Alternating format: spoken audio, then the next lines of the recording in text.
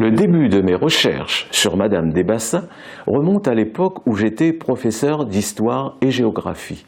Lors de mes sorties pédagogiques au musée de Villèle, j'étais chaque fois frappé par la réticence de certains élèves à entrer dans la chapelle Pointue et à s'approcher de la dalle funéraire de Madame des Bassins. Il faut dire que ce personnage, décédé en 1846, doit sa célébrité à une mémoire orale et à un imaginaire collectif qui en ont fait une véritable diablesse.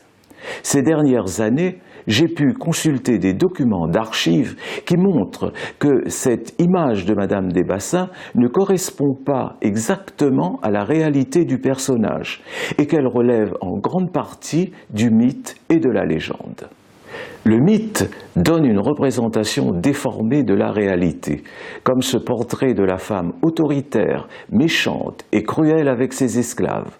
Mais il reste crédible, car la discipline était vraiment dure sur le domaine de Madame des Bassins.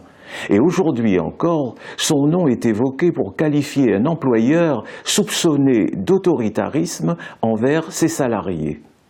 Avec la légende, en revanche, on entre dans le monde de l'irrationnel, des croyances, des superstitions. Un monde dans lequel Madame des Bassins est une créature diabolique qui n'en finit pas d'expier ses crimes dans les feux de l'enfer du volcan et dont on dit que son âme revient parfois hanter les vivants. Le mythe négatif de Madame des Bassins apparaît plus d'un demi-siècle après sa mort.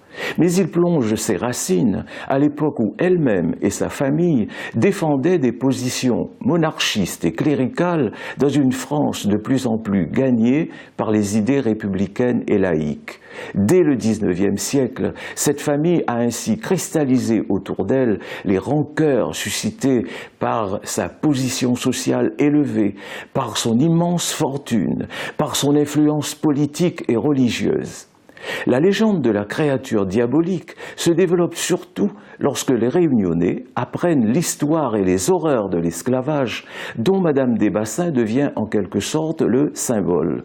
Elle n'était pourtant pas la seule, ni la plus grande propriétaire d'esclaves de l'île, mais une femme chef d'entreprise au XIXe siècle, ce n'était pas courant pour l'époque, et cela pourrait expliquer bien des choses. Voilà donc les principaux thèmes que j'ai développés dans mon livre.